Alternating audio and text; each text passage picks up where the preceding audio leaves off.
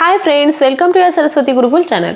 Today we are going to learn class 7 subject English lesson number 2.1 We shall overcome poems workshop. तर विद्यार्थी मित्रांनो, आज आपण We shall overcome म्हणजेच हम होंगे कामयाब या कवितेचा स्वाध्याय बघणार आहोत. तर या कवितेमध्ये आपल्याला मार्जिन क्वेश्चन्स दिलेले नाहीत, कोणत्याही ॲक्टिव्हिटीज दिलेल्या नाहीत, त्यामुळे आपण डायरेक्ट वर्कशॉपला सुरुवात करणार आहोत. तर चला तर मग सुरुवात करूया.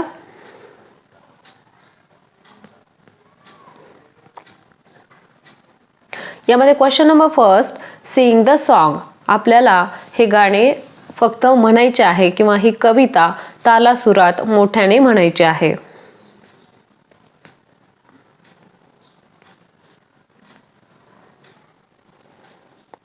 त्यानंतर सेकंड क्वेश्चन आहे, each line in the poem tells you something about the people singing it. Read the sentences in column A and write the appropriate lines in column B. म्हणजे कवितेतील प्रत्येक ओळ गाणाऱ्यांबद्दल काहीतरी सांगत आहेत, काहीतरी सांगण्याचा प्रयत्न करत आहेत, त्यांचे दुःख मांडण्याचा प्रयत्न करत आहेत, त्यांना जे प्रॉब्लेम्स येत आहेत ते गाण्याच्या माध्यमातून, त्या लाईन्सच्या माध्यमातून आपल्याला सांगण्याचा प्रयत्न करत आहेत. तर तशाच प्रकारचा आपल्याला जे त्यांचे विचार आहेत किंवा त्यांना जे काही प्रॉब्लेम आहे ते कॉलम ए मध्ये दिलेलं आहे आणि तशा अर्थाची कवितेतील ओळ कोणती आहे ती आपल्याला शोधून लिहायची आहे. तर या ठिकाणी बघू शकतो, what the line tells us. कवितेतील ओळी आपल्याला काय सांगतात आणि द लाईन, तर आणि ती कवितेतील ओळ कोणती आहे ती दुसऱ्या कॉलममध्ये आपल्याला लिहायची आहे. तर फर्स्ट आहे, the people have to suffer many hardships today. लोकांना आज अनेक त्रास सहन करावे लागत आहेत. तर मग त्या असा या ओळीचा अर्थ होतो. मग त्या ओळीच्या पुढची ओळ आपल्याला लिहायची आहे. मग लोकांना त्रास सहन करावा लागतोय, मग त्यांना मोटिवेट करायचं आहे, त्यांना खचून न जाऊ देता त्यांना प्रेरणा द्यायची आहे. तर मग अशा अर्थाची ओळ आपल्याला कवितेतून शोधून काढायची आहे. तर ती लाईन आहे, we shall overcome some day. म्हणजे आपण यावर नक्कीच एक दिवस मात करूया. त्यानंतर सेकंड आहे, they do not have equal status and friendly relations with other people in society today. म्हणजे लोकांमध्ये आज समान दर्जा राहिलेला नाहीये किंवा त्यांच्यामध्ये बंधुभाव नाहीये किंवा त्यांच्यामध्ये फ्रेंडली रिलेशनशिप नाही.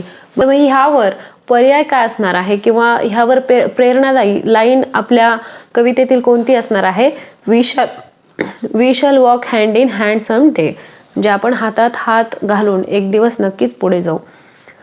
थर्ड आहे, other powerful people are trying to frighten the people singing the poem. म्हणजे इतर काही जे पॉवरफुल लोक आहेत ते इतरांना घाबरवण्यासाठी कविता गाऊन इतरांना घाबरवण्याचा प्रयत्न करतात. तर त्याच्यावरती उत्तर म्हणून आपल्याला कोणती लाईन देता येईल, we are not afraid today. म्हणजे आम्ही त्यांना घाबरत नाहीत.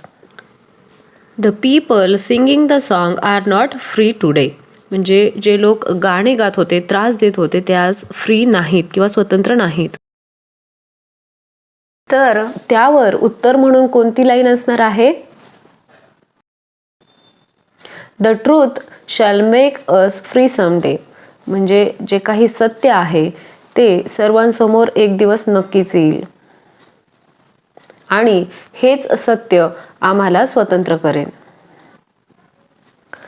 आता शेवटचं आहे, the people singing the song have no peace today.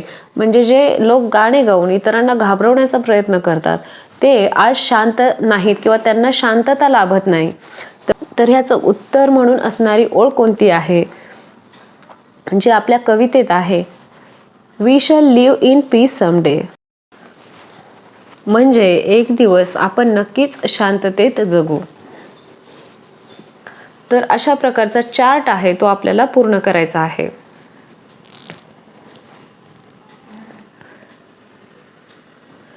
त्यानंतर question number 3, find out more about the civil rights movement in the USA. Use the internet to gather the information. म्हणजे जी अमेरिकेमध्ये नागरी अधिकारांविषयी चळवळ झालेली होती त्याची अधिक माहिती मिळवायची आहे. आणि अमेरिकन निग्रो लोकांनी 1950 ते 1960 या काळात आपल्याला इतर अमेरिकन लोकांप्रमाणे समान कायदे मिळावेत, अधिकार मिळावेत याकरता जी चालवलेली अहिंसात्मक चळवळ होती, तर त्याची माहिती आपल्याला जमा करायची आहे. तर ती माहिती बघूयात. The civil rights movement in the United States was a decade long campaign by African Americans and their like-minded allies, institutionalized racial discrimination, disenfranchisement, and racial segregation in the United States. The movement has its origin in the Reconstruction era during the late 19th century.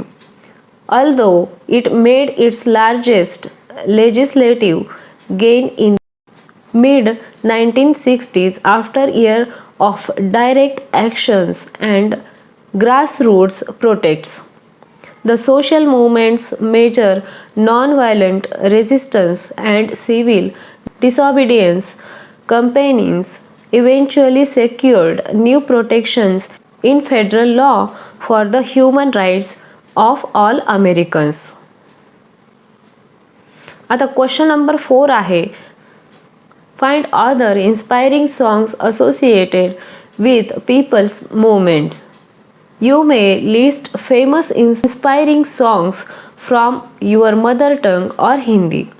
म्हणजे असे movements किंवा चळवळीशी संबंधित काही गीते असतील तर त्यांची तुम्हाला list करायची, मग ते मातृभाषेतील असो किंवा हिंदीमधले असो. तर याची लिस्ट दिलेली आहे. फर्स्ट आहे झंडा ऊंचा रहे हमारा. 2 ए मेरे वतन के लोगो जरा आँख में भर लो पानी. 3rd आहे कदम कदम बढ़ाए जा खुशी के गीत गाए जा. आणि 4th आहे माणुसकीच्या शत्रू संगे युद्ध आमुचे सुरू. तर ही काही लिस्ट आहे जे स्फूर्तिदायी गाणी आहेत, त्या गाण्यांची लिस्ट आपल्याला या ठिकाणी सांगता येईल.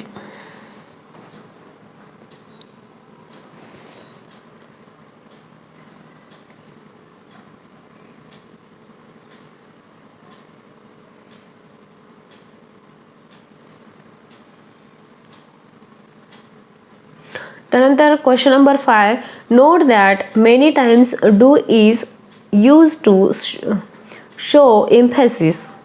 Example, I do believe. Write 3 more sentences using do for emphasis.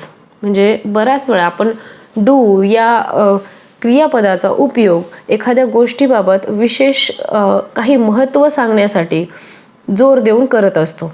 जसे या ठिकाणी एक उदाहरण दिलेले आहे, आय डू बिलीव म्हणजे माझा ठामपणे विश्वास आहे. तर अशा प्रकारची आपल्याला डू वापरून अजून 3 वाक्य बनवायचे आहेत. तर फर्स्ट आहे I do have faith in my study. Second आहे डू शट अप. आणि 3rd आहे यू डू लुक टायर्ड. तर अशा प्रकारची ही वाक्य आपल्याला सांगता येतील.